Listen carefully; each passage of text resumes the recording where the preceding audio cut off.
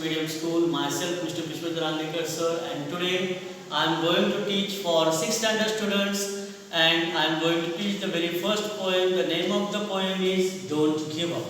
The name of the poem is Don't Give Up. We shall see some difficult words, my dear students. Please see.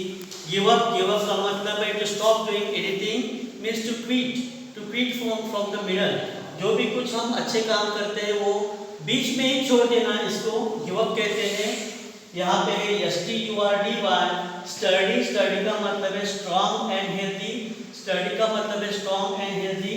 Then देखो you beat. You beat का मतलब है you won. You won, okay. You conquered, also you can say LOF। Next word देखो LOFTIER, loftier. Loftier का मतलब है taller and stronger. Loftier का मतलब है taller and stronger. Next word है has known many a blast. Has known many a blast का मतलब है has survived many stormy wind. This word is for the tree and the tree has survived many stormy winds and still it is tough and right in the stormy wind.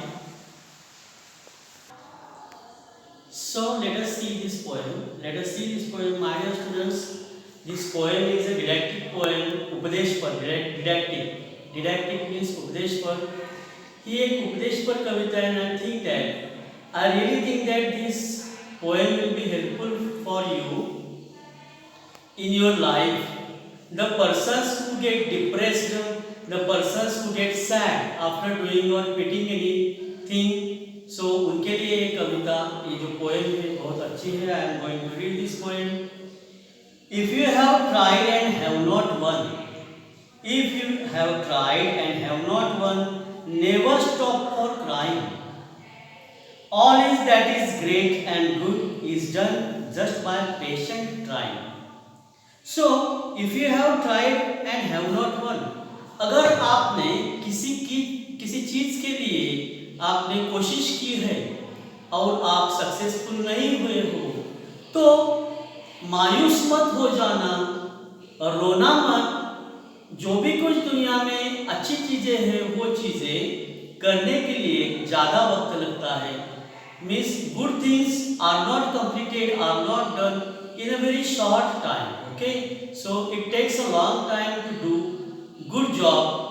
So don't get depressed, don't cry, and just keep trying in this way. Second stanza है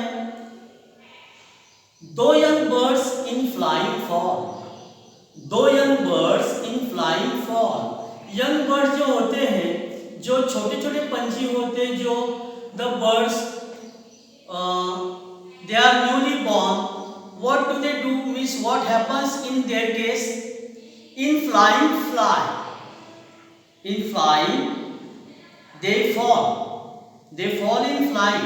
ये जो sentence है my dear students, though young birds in flying fall, it's a poetic device. इसे poetic device में इसे inversion कहते हैं। तो in inversion the sentence is not in ascending process, means subject then verb then object, it is in reverse way। that is why ये जो sentence है वो उल्टे क्रम से होता है, इसे इंग्लिश में इन्वर्जन करते हैं। यंग बर्ड्स जब उड़ते हैं, जब उड़ना सीखते हैं तो वो गिर जाते हैं, पड़ जाते हैं, but they do not stop flying. अगर वो गिरते हैं इसका मतलब ये नहीं कि वो उड़ना ही छोड़ देते हैं। देखो, दो young birds in flying fall, still their wings grow stronger। और उड़ते हैं, गिरते हैं, फिर भी उड़ जाते हैं। Again they try to fall, and in this way their wings, उनके जो पंख होते हैं, वो पंख कैसे होते हैं? बड़े भी होते हैं और स्ट्रॉन्गर भी होते हैं। उनके जो उड़ते उड़ते पंख जो होते हैं वो बड़े बड़े हो जाते हैं, पंछी वो बड़ा हो जाता है, and it becomes stronger also। And the next time they can keep means fly, they can fly up a little longer। देखो, आज एक पंछी है, उसने आज एक छलांग लगाई। He just tried a little flight and it fell down. आज वो गिर गया। तो अगेन वो क्या करता है, after 15 minutes, after 1 hour, again it tries to fly, फिर भी गिर जाता है। ऐसे करते करते आज थोड़ी छलांग लगाई, कल इससे ज्यादा छलांग लगाई, परसों उससे भी ज्यादा छलांग लगाया। ऐसे करते करते they learn flying up up up in the sky. Okay, third stanza में देखो, third stanza, though the sturdy oak has known many a blast that bowed her to bow का मतलब है ऐसे झुक जाना।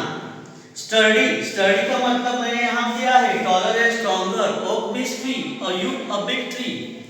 दो the sturdy oak has known many a blast that bowed her, जो बड़ा ट्री होता है वो ट्री क्या होता है, जब वो नन्हा होता है, जब छोटा होता है, when it is a seedling, when it is just a little, और जिसे हम प्लांट कहते हैं, just a little plant, then it has suffered many stormy winds. म्हणजे त्या झाडानं भरपूर वादळं सोसलेली असतात आणि तरी पण त्या वादळाला न घाबरता without fearing the stormy wind, again one day it stands very firmly. And she has risen again and grown loftier and prouder. Loftier का भी मतलब मैंने दिया है, loftier का मतलब है taller and stronger. If by easy work you beat, देखो, who the more will prize you. अगर आप छोटे छोटे काम करके, अगर आप कम समय में कोई काम करते हो और जीत जाते हो, इस जीत में स्टूडेंट्स और बच्चों कोई बड़ा इसमें कोई बड़ा नाम नहीं है। देखो, अब देखो, अगर तुम 5वें मंजिले पे गए, if you have gone on the 5th floor, means it is not a difficult task. But if you have reached at the Everest, then you will be in the limelight, you will be in the news, the whole world will praise you, the whole world will admire you. So ये यहाँ पे poet कहता है कि जो दुनिया में जो बड़े बड़े काम होते हैं तो वो काम शॉर्ट टाइम में नहीं होते हैं, और जो काम तुम शॉर्ट टाइम में करते हो, अगर तुम जीत जाते हो तो इसमें कोई बड़ी बात नहीं है,